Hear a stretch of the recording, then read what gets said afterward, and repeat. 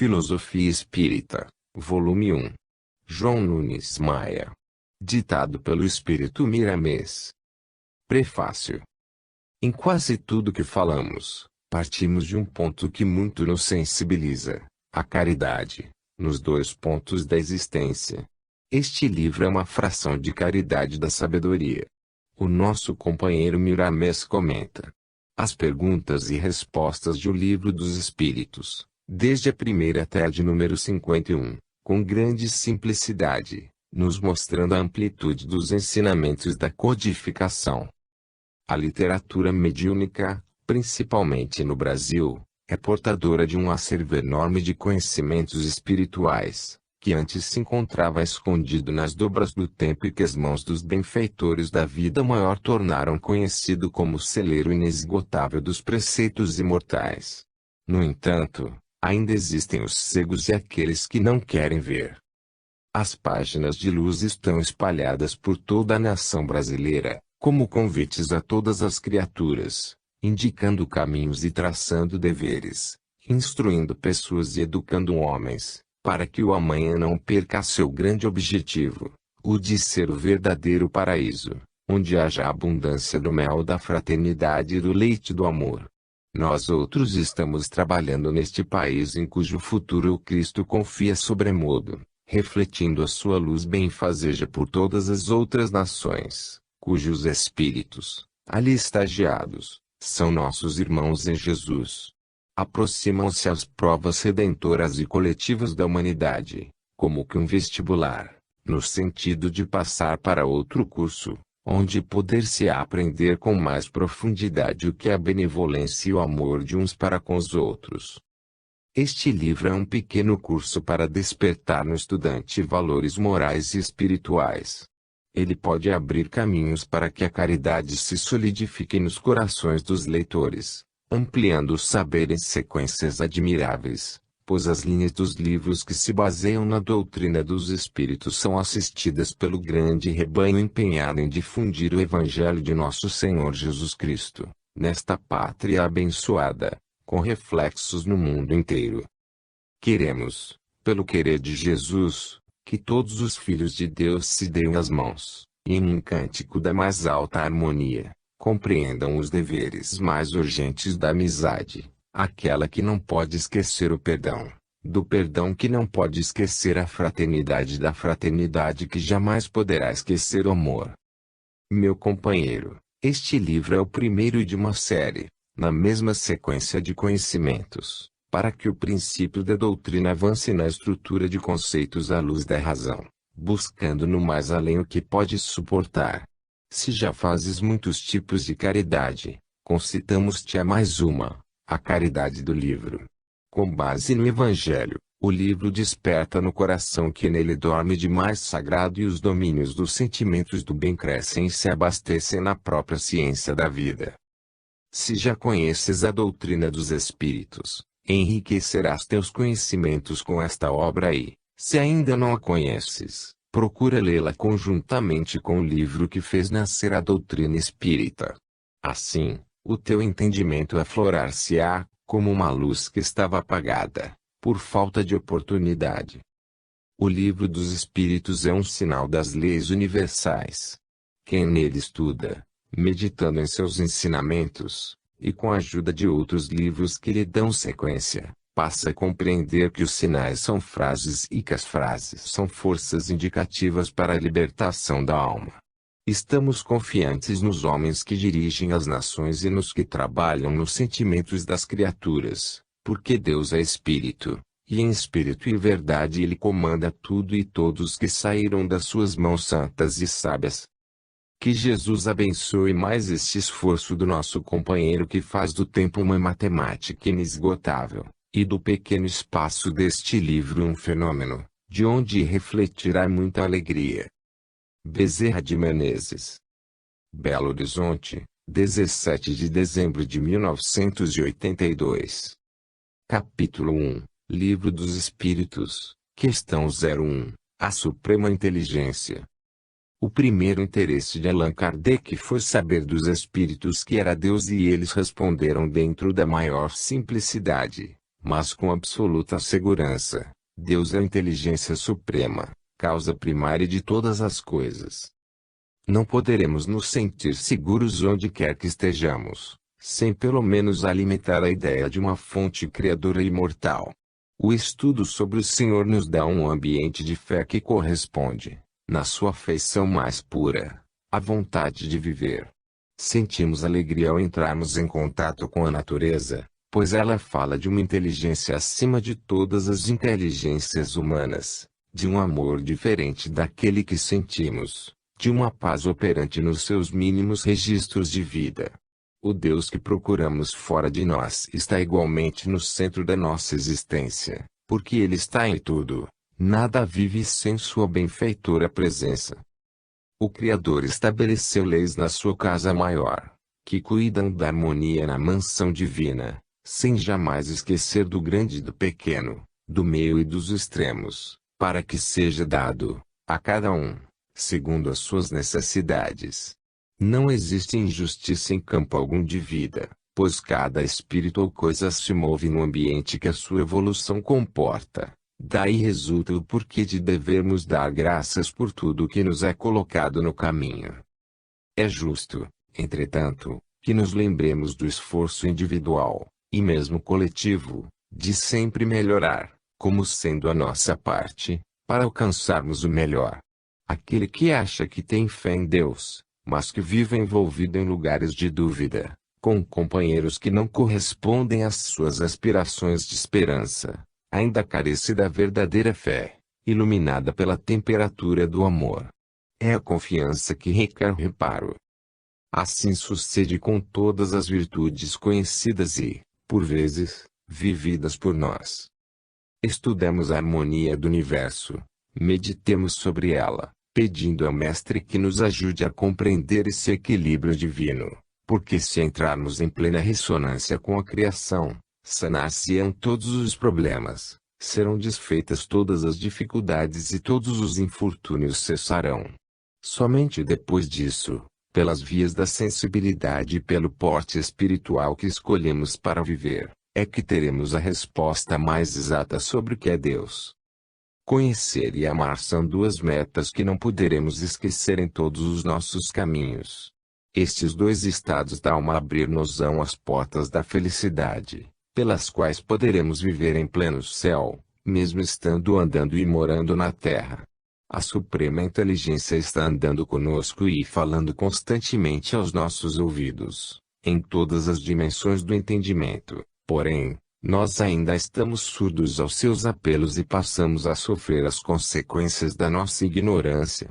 Todavia, o intercâmbio entre os dois mundos acelera uma dinâmica sobremodo elevada a respeito das coisas divinas, para melhor compreensão daqueles que dormem, e o Cristo, como guia visível através das mensagens, toca os clarins da eternidade anunciando o novo dia de libertação das criaturas, mostrando onde está Deus e que é Deus, que nos espera, filhos do seu coração, de braços abertos, como Pai de amor. Capítulo 2, Livro dos Espíritos, Questão 02, A grandeza do infinito. O infinito, como que desconhecido para todos nós, é a casa de Deus, cujas divisões escapam aos nossos sentidos, mesmo os mais apurados. O Pai Celestial está, por assim dizer, no centro de todas as coisas que existem e, ainda mais, se encontra onde achamos a permanência do nada.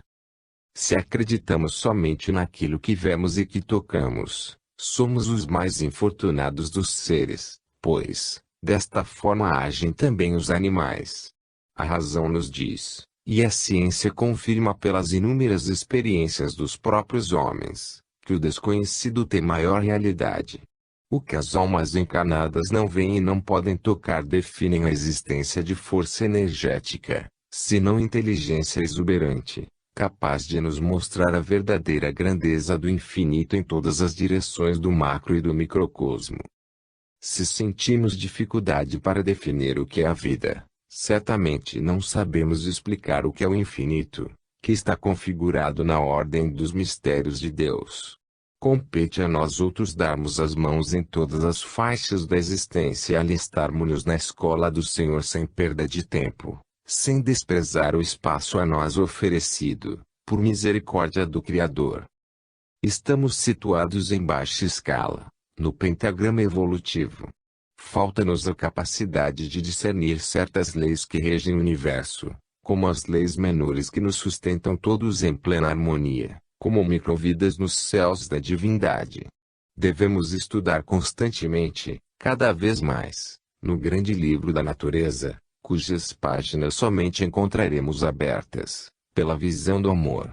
Nada errado existe na lavoura universal, o erro está em quem o encontra. Basta pensarmos que o perfeito nada faz sem o timbre da sua perfeição, para crermos que tudo se encontra onde deve estar e onde é vontade do Senhor desejar. Vivemos em um mundo de duras provas, de reajustes em busca da harmonia. O Cristo é a porta dessa felicidade, nos ensinando a conquistar este estado d'alma com as nossas próprias forças, porque Deus sempre faz primeiro a sua parte em nosso favor, em favor de todos os seus filhos. Ninguém é órfão da bondade suprema. O infinito é infinito para nós, para Deus é o seu lar, onde vibra o amor e onde o perfume exalante é a alegria na sua pureza singular. É de ordem comum nos planos superiores, que devemos começar pelas lições mais elementares, que nos despertam o coração, primeiramente, para a luz do entendimento. Querer buscar entender o profundamente desconhecido, sem se iniciar nos rudimentos da educação espiritual, é perder tempo e andar nas perigosas e escuras estradas da ignorância. Se queremos conhecer alguma coisa, no que se refere ao infinito, principiemos na autoeducação dos costumes, observando quem já fez este trabalho, e copiemos suas lutas, que os seus da nossa mente abrir-se-ão e as claridades da sabedoria universal nos banharão com o esplendor da conscientização da verdade. Quem deixa para depois o conhecimento de si mesmo e tenta a sabedoria exterior, desconhece a verdadeira porta da felicidade.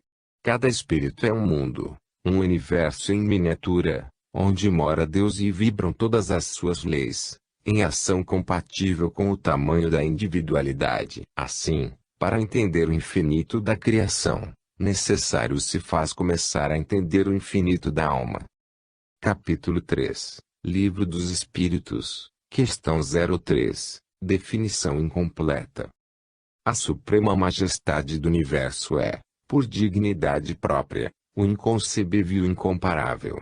Não é digno de um raciocínio apurado dizer que Deus é infinito. Se não sabemos o que é o infinito, por faltar, ainda que seja uma abstração, sentido para tal, na mente dos povos, e mesmo dos espíritos, ele passa a ter a sua existência, e, se ele existe, foi criado. Não pode ser, nem ter os mesmos valores do seu Criador. A dedução formulada surge, certamente, da pobreza de linguagem, nunca para diminuir a personalidade central de todas as coisas. Nada se pode comparar ao arquiteto universal, da sua vida estuante e vigorosa saem vidas com a marca do seu amor incomparável. Somos todos filhos do amor. Nós, os espíritos encarnados e desencarnados, devemos nos contentar em sentir Deus em todas as coisas, sem pretender o conhecimento completo da sua magnânima natureza. Somente Ele conhece a si mesmo. A nossa evolução, ou despertar, é gradativa em todas as circunstâncias. O saber sobre o Senhor nos vem pela força do progresso, que nos entrega pelas mãos do tempo.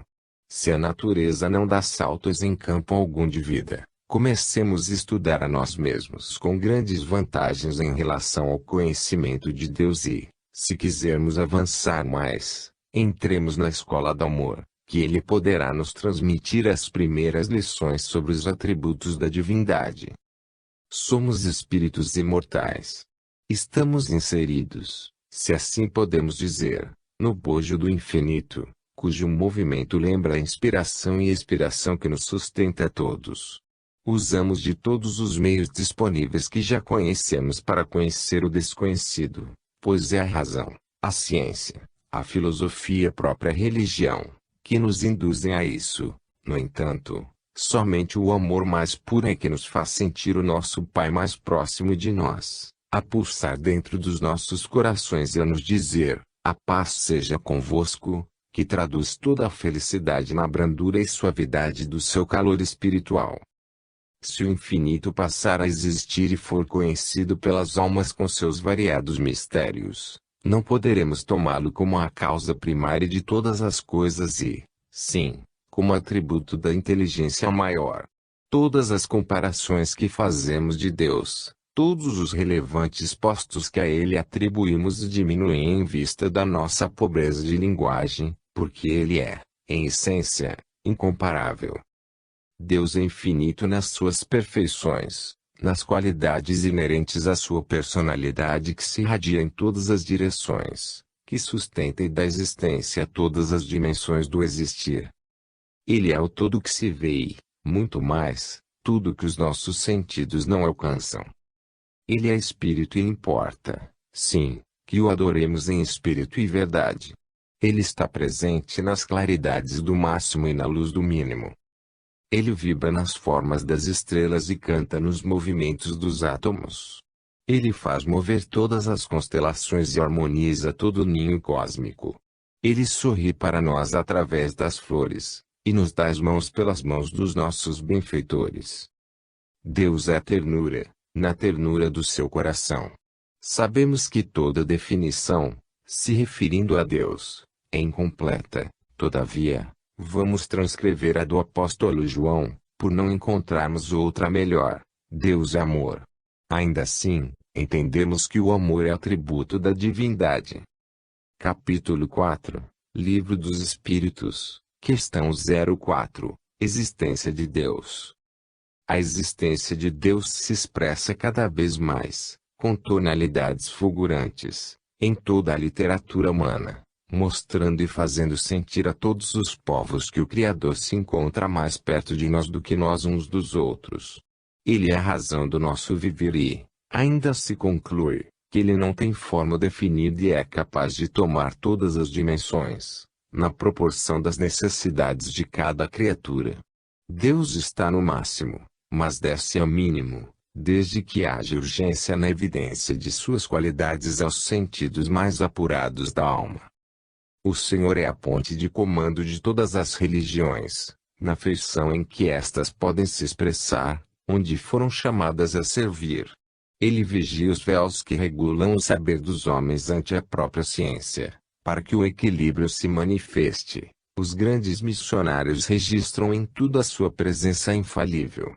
Todas as filosofias falam da sua presença divina, pelos recursos que a linguagem alcançou, e o progresso é o seu agente revelador em todos os quadrantes do mundo. Não existe alguém na face da terra que não crê em Deus. Existem, sim, alguns que ainda não perceberam a sua paternidade, por orgulho ou ignorância, o que não deixa de ser a mesma coisa. Ele vibra em tudo e pronuncia a mesma mensagem em tudo que ocupa um lugar no seu corpo ciclópico, na imensidão universal. E cada um, em cada coisa existente, registra a sua presença insuperável, de acordo com o seu porte evolutivo. Eis aí a justiça, o próprio amor. Computando valores e somando idades, na cronologia peculiar aos homens, a cada dia que passa, a cada ano que corre na tela do nosso tempo, o arquiteto